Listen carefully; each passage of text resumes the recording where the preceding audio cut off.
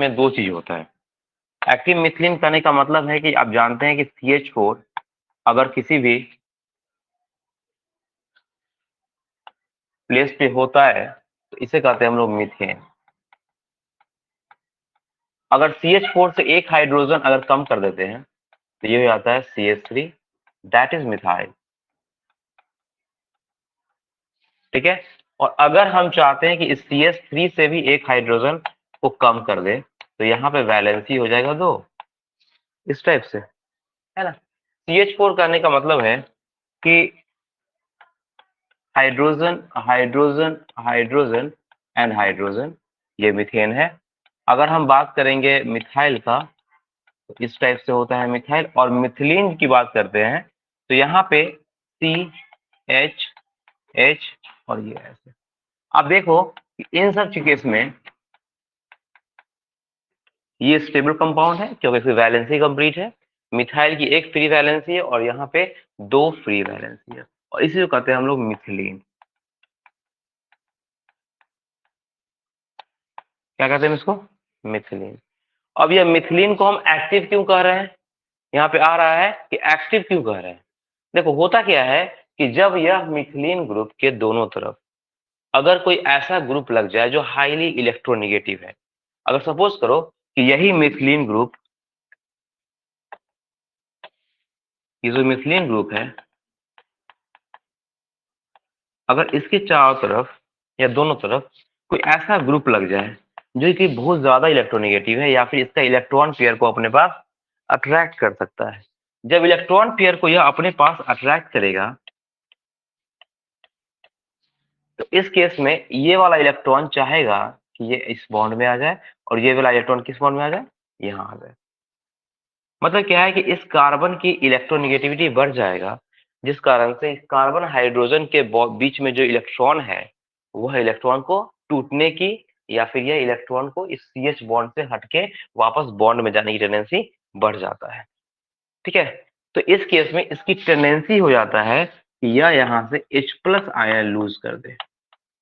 ये जो है ना, ये अपना इलेक्ट्रॉन दे देगा इस कार्बन को और ये हाइड्रोजन निकल के यहाँ चले जाए तो ये बन सकता है इस टाइप से। ठीक है, ये है कार्बेनायन, एक टाइप का कार्बेनायन है। और अगर यह कार्बेनायन अगर स्टेबलाइज हो जाए, कोई बगल में कोई ग्रुप लगा हो, एक से वहां पे कोई ग्रुप है, उससे अगर यह लगा हो जिससे कि यह कार्बेनायन खुद को स्टेबलाइज कर ले ताकि वो रिएक्शन बैकवर्ड ना आ पाए, तो इस वही कंपाउंड कहलाता है एक्टिव मिथिलीन कंपाउंड। देखो दो टाइप का रिएक्शन यहाँ पे होता है, एक फॉरवर्ड रिएक्शन, एक बैकवर्ड रिएक्शन। अगर यह खुद को स्टेबलाइज कर ले, चाहे वो रेजोनेंस से कर ले चाहे किसी और तरीके से कर ले, और वो रिएक्शन बैकवर्ड ना अपने, इधर है रेट ऑफ फॉरवर्ड रिएक्शन और इधर है rate of backward reaction. Suppose करिए कि फॉरवर्ड रिएक्शन अगर ज्यादा होगा, बैकवर्ड रिएक्शन कम होगा, तो हमारे सॉल्यूशन में तो ज्यादा H+ बनेगा ना, मतलब टूटने की टेंडेंसी ज्यादा हो जाएगा, और जब टूटने की टेंडेंसी ज्यादा हो जाता है तो वही कहलाता है एक्टिव मिथिलीन। एक्टिव मिथिलीन में कौन पार्ट एक्टिव होता है? ये हाइड्रोजन वाला पार्ट, क्योंकि यह हाइड्रोजन वाला को H या CH बॉन्ड है ना, ये CH बॉन्ड से हाइड्रोजन को निकल के जाने की टेंडेंसी ज्यादा रहता है, और इसी कारण से यह मिथिलीन क्या होता है, एक्टिव होता है। आप इस ग्रुप को भी मिथिलीन कह सकते हो, CH3 CH2 CH3। यहाँ पे जो यह ग्रुप है, इस बॉन्ड को टूटने के ये इसका CH बॉन्ड नहीं टूटेगा, क्योंकि इसके बगल में जो ग्रुप लगा हुआ है वो इलेक्ट्रॉन को डिमांड नहीं है, इलेक्ट्रॉन का डिमांड उसमें नहीं है। तो इस कारण से यह इस यहाँ भी मिथिलीन ही है, ये भी क्या है, मिथिलीन ही है। ये भी मिथिलीन है लेकिन ये एक्टिव नहीं है। ये मिथिलीन क्या है, ये मिथिलीन एक्टिव नहीं है, ध्यान रखिएगा। तो एक्टिव है क्या, ये नहीं है। लेकिन अगर ये कोई इस टाइप से ग्रुप से लग जाए, CH3 CH2, अगर कोई इस टाइप का ग्रुप इसमें लग जाए, CH3 CO CH2 CO CS, ठीक है। आपको पता है ये कार्बोनिल ग्रुप जो होता है यह इलेक्ट्रोनिगेटिव होता है। कार्बोनिल ग्रुप क्या होता है? इलेक्ट्रोनिगेटिव। क्यों होता है इलेक्ट्रोनिगेटिव? क्योंकि आप जब इसकी कार्बोनिल ग्रुप की बात करते हो तो कार्बोनिल ग्रुप में जो यहाँ पे कार्बन है ना, ऑक्सीजन डेल्टा निगेटिव होता है, कार्बन डेल्टा पॉजिटिव होता है। यहाँ भी कार्बन डेल्टा पॉजिटिव और ये कार्बन डेल्टा निगेटिव। और जब ये डेल्टा पॉजिटिव होगा तो इसको इलेक्ट्रॉन को पुल करने की टेंडेंसी क्या हो जाएगा? बढ़ जाएगा। इस कारण से इस कार्बन का इलेक्ट्रोनिगेटिविटी बढ़ जाता है। ठीक है, तो ओवरऑल क्या होता है, ये H प्लस आयन लूज करेगा। ये कहाँ वाला H प्लस निकलेगा? यहाँ वाला कि यहाँ वाला? यहाँ वाला, बीच वाला निकलेगा, है ना। हमेशा ये बीच वाला जो हाइड्रोजन है ना, यही हाइड्रोजन इसका एक्टिव पोर्शन होगा। तो ये यहाँ से CH3 CO CH और एक इलेक्ट्रॉन यहाँ से, एक हाइड्रोजन निकल जाएगा यहाँ से, तो यहाँ हो जाएगा निगेटिव चार्ज और ये हो जाएगा CO एंड देन क्या? CS। अब देखो एक टॉपिक आता है रेजोनेंस। रेजोनेंस में क्या होता है कि इसका इलेक्ट्रॉन पार्टिसिपेट कर जाता है यहाँ पे और ये चला जाता है ऊपर। ठीक है, तो इसका स्ट्रक्चर कैसे बनेगा? इसका स्ट्रक्चर बन जाएगा CH3 CO CH double bond CO negative O negative CH3। Possibility है कि नहीं? पॉसिबिलिटी है कि नहीं? मतलब क्या है, देखो ये तो खुद को स्टेबलाइज कर रहा है ना रेजोनेंस से। यही प्रोसेस कहलाता है रेजोनेंस, जहां पे भी डबल बॉन्ड और लोन पेयर या फिर कोई कार्बोकटायन अगर अल्टरनेट पोजीशन पे हो, एक छोड़ के दूसरा पोजीशन पे हो, तो वह कंडीशन कहलाता है रेजोनेंस का। वहां पे रेजोनेंस होने की संभावना होता है। तो यहाँ पे यह इलेक्ट्रॉन का डिलोकलाइजेशन पूरे हो पे हो रहा है। जैसे इस इधर हुआ था डिलोकलाइजेशन, सेम उसी टाइप से डिलोकलाइजेशन इधर भी होगा। ये सपोज करो कि यहाँ आ गया तो ये कहाँ जाएगा? ऊपर। तो जब यह ऊपर जाएगा तो इससे भी डिलोकलाइजेशन होता है और due to delocalization of this lone pair of electron, ये CH3 CO O negative double bond carbon CH3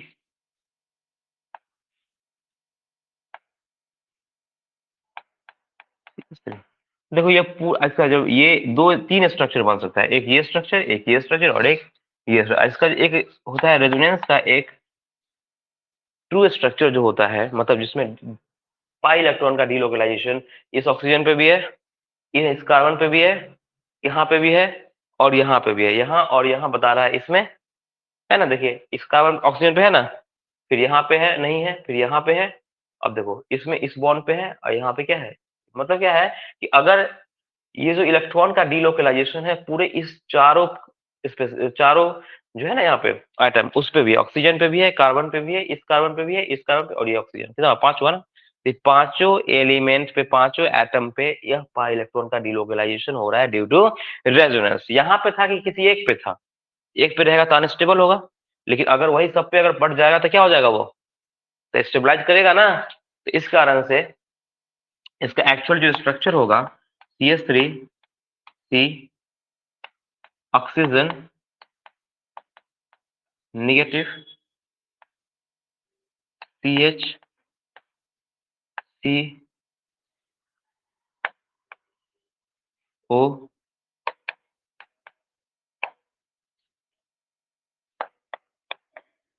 CH3, यहाँ का नेगेटिव चार्ज हटाइए पर, और यहाँ पे डिलोकलाइजेशन दिखाना है हमको।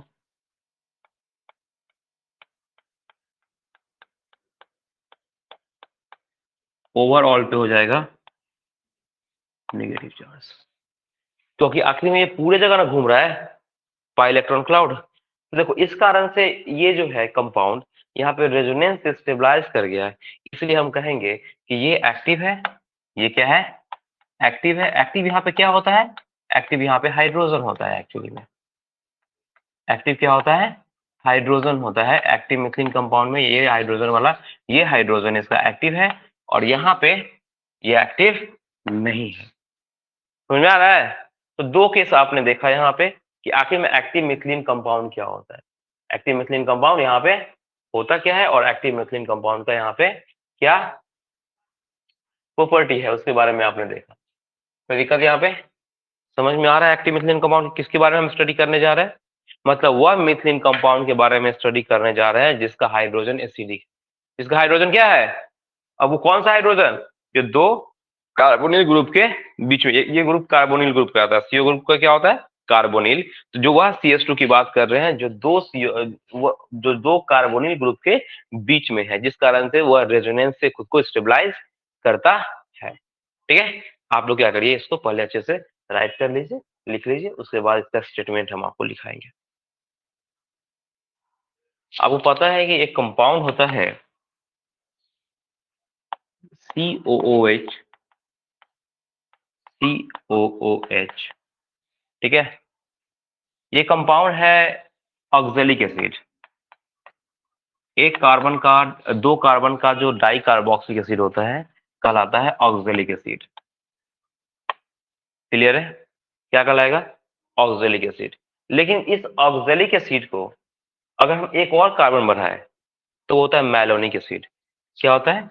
अगर हम सपोज करिए कि इस ऑक्जेलिक एसिड से हायर मेंबर जाते हैं, एक कार्बन एटम हम और बढ़ाएंगे इसमें, CH2 एंड देन COH, ठीक है, हम इसका एस्टर बनाते हैं। क्या बनाएंगे? एस्टर। इसको हम 2 मोल ऑफ मिथेनॉल से अगर रिएक्शन करेंगे CH3OH, तो ये बन जाता है COOCH3। ठीक है, समझना। और यहाँ पे ये CH2 वैसे ही रहेगा और यहाँ पे ये बन जाएगा फिर से OCH3। क्लियर है? एस्टर बनता है। ये जो ग्रुप है ना, ये एस्टर का फंक्शनल ग्रुप होता है, COO, और इधर कोई R ग्रुप लगा हुआ है, तो ये जो ग्रुप है ना, ये एस्टर वाला है। तो देखो यहाँ पे ये ग्रुप है कि नहीं, CO, इधर मिथाइल लगा हुआ है, इधर पूरा ग्रुप लगा हुआ है, तो ये एक एस्टर बनता है। इसका ये है मैलोनिक एसिड, मैलोनिक एसिड। और साथ में यहाँ पे 2 मोल ऑफ वाटर निकल जाता है। अब देखिए यहाँ पे ये मैलोनिक एसिड से इसका नाम है dimethyl malonate, dimethyl malonate, dimethyl malonate. बताइए ये एक्टिव मिथिलीन कंपाउंड है कि नहीं है? ये डाइमिथाइल मैलोनेट आपका एक्टिव मिथिलीन कंपाउंड है कि नहीं? इधर CO ग्रुप लगा हुआ है, इधर भी CO ग्रुप लगा हुआ है, तो बीच वाला जो CH2 है, इसका तो हाइड्रोजन एक्टिव हो गया ना। अब ये आसानी से टूटेगा और जैसे ऊपर रेजोनेंस याद किया था, ये भी करेगा। इसका नाम है डाइमिथाइल मैलोनेट। ठीक है, और ये भी एक टाइप का एक्टिव मिथिलीन कंपाउंड है। ये वाला जो हाइड्रोजन है, ये क्या है? एक्टिव है यहाँ पे।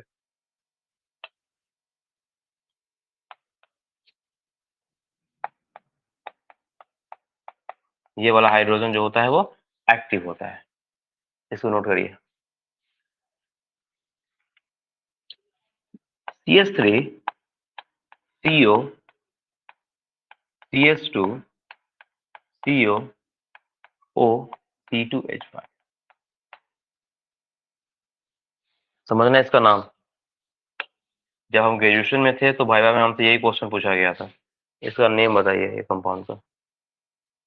ठीक है, और आप भी ध्यान रखेंगे इसका नाम, ये इसका कॉम्प्लिकेटेड नाम है। पहले हम लिखते हैं इथाइल। पहले क्या लिखते हैं इसका? इथाइल। क्लियर? उसके बाद आते हैं इधर इथाइल, ये कंपाउंड है एसीटो। क्या नाम है? एसीटो। ये पूरा ग्रुप को कहते हैं एसीटो।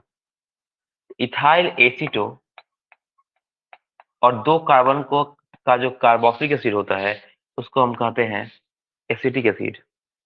तो यहाँ पे उसका एस्टर है तो हो जाता है एसीटेट। क्या होता है इसका? एसीटेट। इसका नाम है इथाइल एस्टो एसीटेट। क्या नाम है? Ethyl aceto estate. देखिए होता क्या है यहाँ पे कि जब आप CH3CO, यह ग्रुप है acetyl group, acetyl group. Acetyl group में आप जब इसको सब्स्टिट्यूएंट के रूप में यूज करोगे तो इसका नाम आता है एसीटो ग्रुप होता है। क्या होता है? एसीटो। तो यहां से आ गया एसीटो। और आपको पता है कि 2 कार्बन का जो कार्बोक्सिलिक एसिड होगा तो उसको कहते हैं एसिटिक एसिड, तो उसका एस्टर हो जाता है एसीटेट। और पहले आप इथाइल यूज करेंगे, देन इसका नाम आता है इथाइल एस्टो एसीटेट। ठीक है। और यहाँ का जो हाइड्रोजन है, ये वाला हाइड्रोजन जो आप देख रहे हो, ये हाइड्रोजन भी,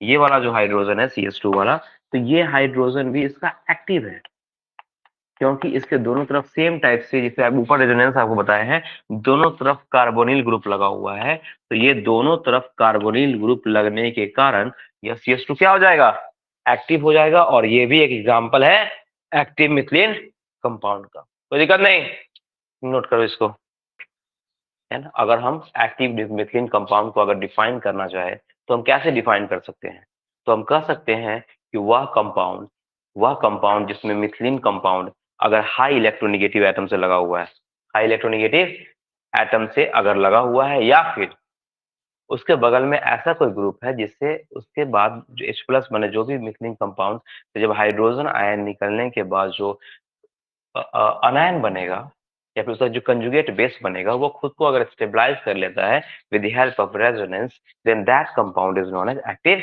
methylene compound.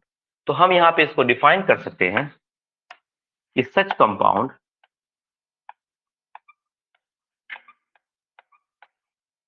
in which methylene, such compound in which methylene कहने का मतलब है CH2, methylene group is attached,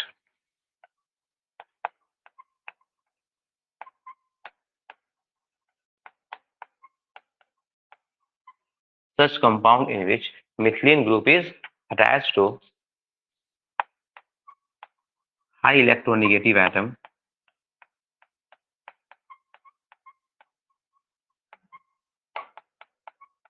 such compound in which methylene group is attached to high electronegative atom like CO, CH3, या तो atom कहेंगे या फिर group कहेंगे। High electronegative atom like COCH3, comma COOCH3, COOC2H5, or any X tends to halogen, or any halogen, then the hydrogen, then their hydrogen, then their hydrogen,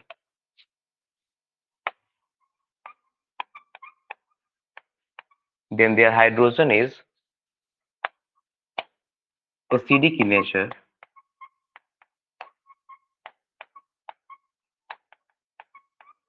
So thus, so this methylene, so this methylene is active, active in nature, and such compounds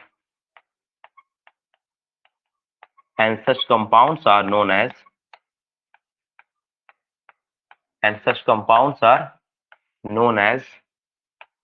active methylene compound.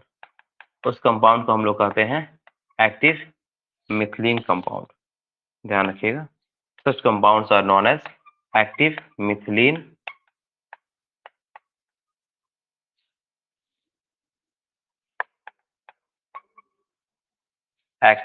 Compound.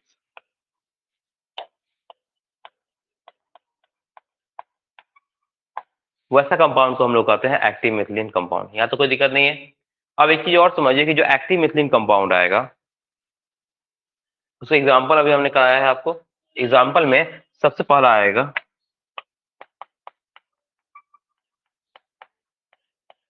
Example में आता है CH3, CO, CH2, CO, CH3, ये भी example है इसका। CH3O, CO, CH2 CO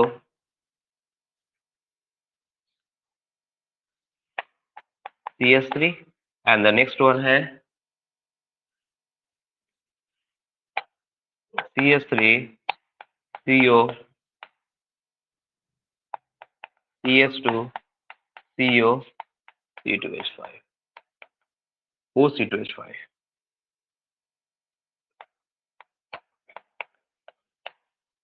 ठीक है, ये सब केस में ये जो हाइड्रोजन है इससे लगा हुआ वो सब का सब है एक्टिव हाइड्रोजन। सबका सब क्या है? एक्टिव हाइड्रोजन है।